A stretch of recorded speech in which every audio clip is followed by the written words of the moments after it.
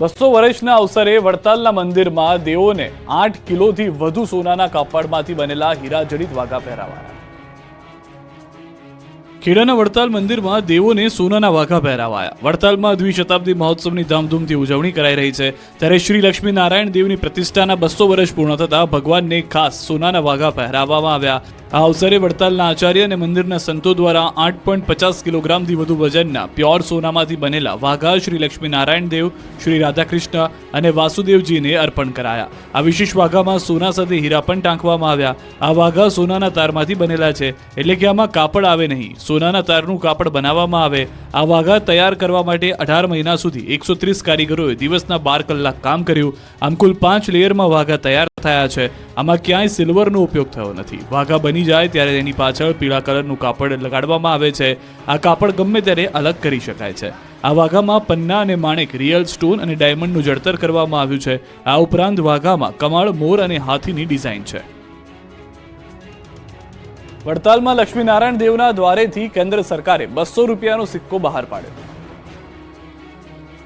વડતાલમાં દ્વિશતાબ્દી મહોત્સવ ઉજવાઈ રહ્યો છે, જેમાં કેન્દ્ર સરકારના સહયોગથી વડતાલ મંદિરની પ્રતિષ્ઠાના 200 વર્ષ નિમિત્તે શુદ્ધ ચાંદીનો 200 રૂપિયાનો સિક્કો લોન્ચ કરાયો.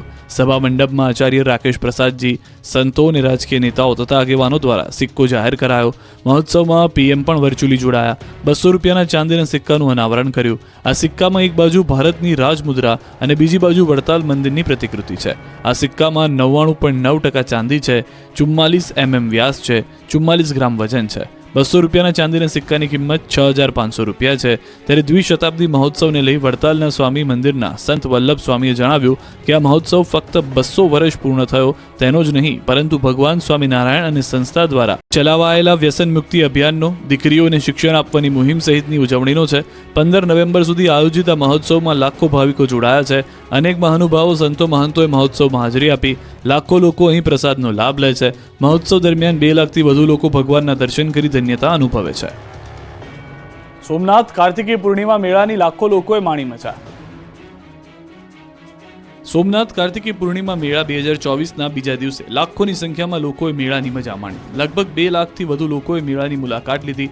બાળકોની રાઇડ્સ, ભજીયા, ખાણીપીણીનું માર્કેટ, હસ્તકલા, હાટ, તમામ હજારોની સંખ્યામાં કતારો લાગી. મોટી સંખ્યામાં લોકો આવતા વેપારીઓમાં પણ આનંદનો માહોલ છવાયો. મેળાની પ્રથમ રાત્રિએ 1 લાખથી વધુ સહેલાણીઓનો સમુદ્ર કૂકવાટા મારી રહ્યો હતો. ત્યારે મેળાના બીજા દિવસે વિક્રમજનક 2 લાખથી વધુ મુલાકાતીઓ મેળામાં પધાર્યા. ટ્રસ્ટ દ્વારા લોકોની સુરક્ષાને ધ્યાનમાં રાખીને સરકારના સુરક્ષા માપદંડો મેળવવામાં નિષ્ફળ ગયેલ એજન્સીનું ટેન્ડર રદ કરવામાં આવ્યું અને મોટી રાઇડ બંધ રાખવાનો નિર્ણય લેવાયો. સોમનાથ ટ્રસ્ટે સલામતી ન હોય તેવી રાઇડ્સ બંધ રાખવાના નિર્ણયથી લોકો પણ ખુશ જોવા મળ્યા. નાના બાળકો માટે રાખવામાં આવેલ 50 જેટલી રાઇડ્સ અને ગીરનું ગામડું, સોમનાથ 870, પંચદેવ મંદિર, કલ્પવૃક્ષ, સેલ્ફી પોઈન્ટ જેવા મનોહર પ્રદર્શનોને કારણે મેળામાં લોકોને વિશેષ આકર્ષણ જાગ્યું છે. મેળાને ચારે તરફથી પોલીસ સુરક્ષા પણ મળી છે. કોઈ પણ અનિચ્છનીય બનાવ ન બને તે માટે પૂરતો પોલીસ ફોર્સ ગોઠવવામાં આવી.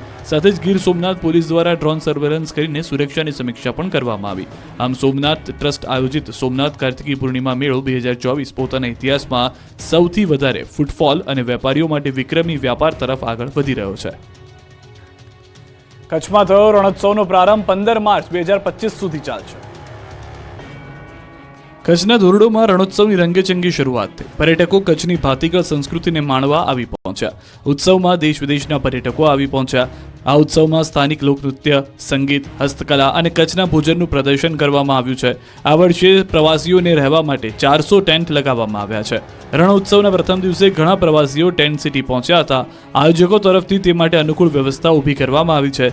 તાજેતરમાં યુનાઇટેડ નેશન્સ વર્લ્ડ ટુરિઝમ ઓર્ગેનાઇઝેશને ધોરડોને ગામને શ્રેષ્ઠ પ્રવાસન ગામ તરીકે જાહેર કર્યું છે.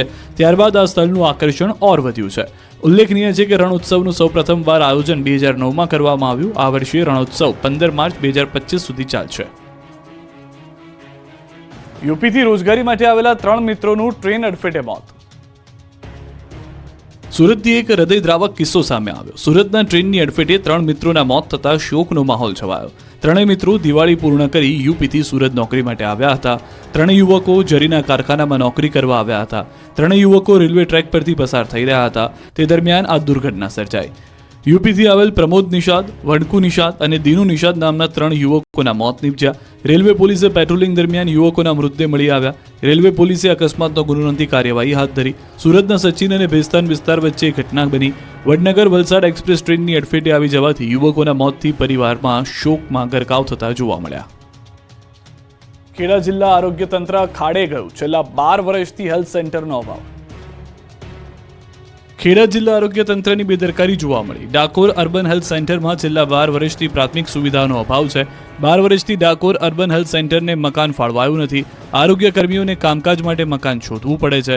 આરોગ્ય કર્મીઓ ખાનગી મકાન માલિકને વિનંતી કરી મકાનમાં બેસી કામ કરવા મજબૂર બન્યા છે.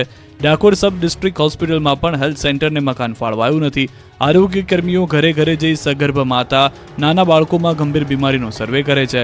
બાળકોને રસી આપવાનું પણ કામ કરે છે. જરૂરિયાતવાળા દર્દીઓને મેડિકલ સુવિધા આપે છે, પરંતુ લોકોની સંભાળ રાખનારની જ આરોગ્ય તંત્ર સંભાળ રાખતું નથી. ડાકોર પાલિકા પણ અર્બન હેલ્થ સેન્ટરને મકાન આપવામાં ઠાકરઠૈયા કરી રહી છે.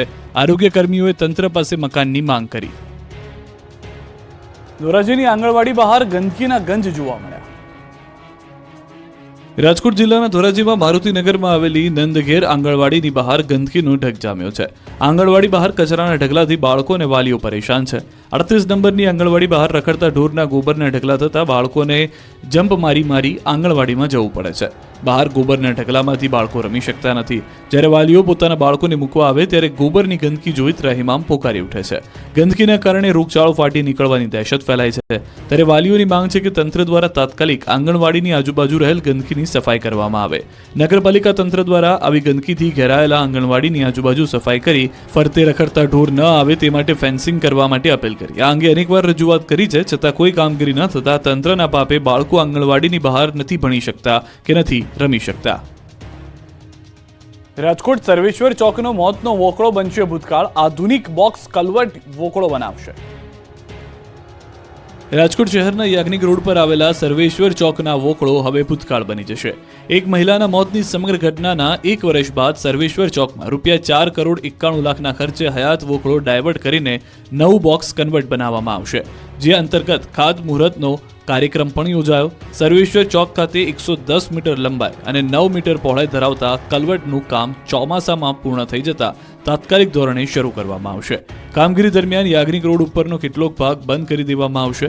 સમગ્ર મામલે મહાનગરપાલિકા દ્વારા 4.91 કરોડના ખર્ચે એજન્સીને કામ સોંપવામાં આવ્યું. વોકળાનું કામ આગામી 6 મહિનામાં પૂર્ણ કરાશે. 1 વર્ષે પૂર્વે અહીંયા એક મહિલાનું મૃત્યુ થયું, જેના કારણે 2 મિનિટનું મૌન પણ પાળવામાં આવ્યું હતું. વડોદરાના સાંદરણા ગામે 150 વૃક્ષોનું નિકંદન કાઢતા વિવાદ. વડોદરાના સાંદરણા ગામે 150થી વધુ વૃક્ષો કાપી નાખતા વિવાદ સર્જાયો, જેને લઈ જાગૃત નાગરિકે ઉચ્ચ કક્ષાએ રજૂઆત કરી. ગૌચરની જગ્યામાંથી વૃક્ષો કાપી નખાયા હોવાના જાગૃત નાગરિકે આક્ષેપ કર્યા. અને આ નાગરિકનું કહેવું છે કે આ વૃક્ષો 30 થી 35 વર્ષ જૂના છે. જે તે સંલગ્ન તમામ સરકારી કચેરીઓમાં વૃક્ષ નિકંદન બાબતે રજૂઆત કરાઈ છે. જોકે રજૂઆત છતાં કોઈ કાર્યવાહી કરવામાં આવી ન હોવાનો અરજદારે આરોપ લગાવ્યો. ત્યારે આ મામલે સરપંચને પૂછવામાં આવતા તે આ સમગ્ર મામલે અજાણ હોવાનું જણાવ્યું અને ગ્રામ પંચાયતે વૃક્ષો કાપવાની પરવાનગી કોઈને પણ આપી ન હોવાનું સરપંચ રટણ કરી રહ્યા છે. સેલવાસમાં રાષ્ટ્રપતિ દ્રૌપદી મુર્મુએ સ્વામી વિવેકાનંદ વિદ્યા મંદિરનું લોકાર્પણ કર્યું. રાષ્ટ્રપતિ દ્રૌપદી મુર્મુ સંઘ પ્રદેશ દમણ અને દાદરનગર હવેલીની 2 દિવસની મુલાકાતે છે. બીજા દિવસે તેઓએ દાદરનગર હવેલીના સેલવાસ પહોંચ્યા હતા, જ્યાં તેમનું ભવ્ય સ્વાગત કરવામાં આવ્યું. સેલવાસમાં તેઓએ સ્વામી વિવેકાનંદ વિદ્યા મંદિરનું લોકાર્પણ કર્યું. આ પ્રસંગે પ્રદેશના પ્રશાસક પ્રફુલ્લ પટેલ અને સાંસદ કલાબેન ડેલકર સહિત પ્રદેશના ઉચ્ચ અધિકારીઓ અને પદાધિકારીઓ સાથે સામાજિક અને રાજકીય અગ્રણીઓ પણ ઉપસ્થિત રહ્યા. દમણમાં પક્ષીઘર અને નમોપથ અને રામ સેતુની મુલાકાત લીધી. આ સાથે જ એક શૈક્ષણિક સંસ્થાની પણ મુલાકાત લઈ અને વિદ્યાર્થીઓ સાથે વાર્તાલાપ કર્યો. આજે બીજા દિવસે તેઓએ શાળાનું લોકાર્પણ કર્યું. શાળા સંકુલના લોકાર્પણ બાદ રાષ્ટ્રપતિ બાળકો સાથે રમત પણ રમ્યા હતા અને તેમની સાથે કરી હતી વાતચીત. તેમની સાથે થોડો સમય પણ વિતાવ્યો હતો. સુરતમાં કાપડના વેપારીએ બનાવી ટ્રેનોના નામની સાડી.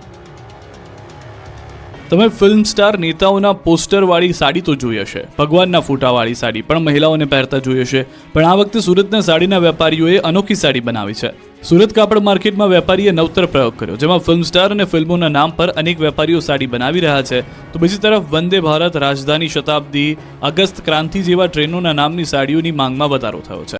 સાડીઓમાં ટ્રેનના નામ આપવા પાછળ કારણ એ છે કે દેશના લોકો ટ્રેનના નામ સાથે ભારત સરકારના સૌથી મોટા નેટવર્કની જાણકારી મેળવે. સાડી અને ડ્રેસ સાથે અત્યાર સુધીમાં વેપારીઓ મોડલના ફોટા મૂકતા હતા, પણ હવે ટ્રેનના ફોટા મૂકી સાડીને ટ્રેનનું નામ આપી રહ્યા છે. બોરસદના નિસરાયા ગામના દાનવીર ભામાશાહે પોતાના ગામડા માટે 100 કરોડનું દાન કર્યું. ગુજરાતીઓ ભલે પોતાનો દેશ છોડી વિદેશમાં સ્થાયી થઈ જાય, પરંતુ વતન સાથે તેમનું નાતું આખી જિંદગી જળવાઈ રહે છે. તેનું ઉત્તમ ઉદાહરણ પૂરું પાડ્યું બોરસદના નિસરાયા ગામના દાનવીર ભામાશાહે. ગુજરાતી એનઆરઆઈએ પોતાના ગામડાના વિકાસ માટે 100 કરોડ રૂપિયાનું દાન કર્યું. આ દાદા વિદેશ તો ગયા, પરંતુ પોતાના વતન પ્રત્યેનું ઋણ ન ભૂલ્યા. તેમણે પોતાના ગામના બાળકો માટે 100 કરોડ જેટલી રકમની એફડી કરાવી. મેક પટેલ ઉર્ફે મહેન્દ્રભાઈ પટેલ, જે આણંદ જિલ્લાના બોરસદ તાલુકાના નિસરાયા ગામમાં રહેતા હતા, જેઓ અમેરિકા જઈને વસ્યા અને કમ્પ્યુટર સોફ્ટવેરના સલાહકાર તરીકેના વ્યવસાયમાં જોડાયા.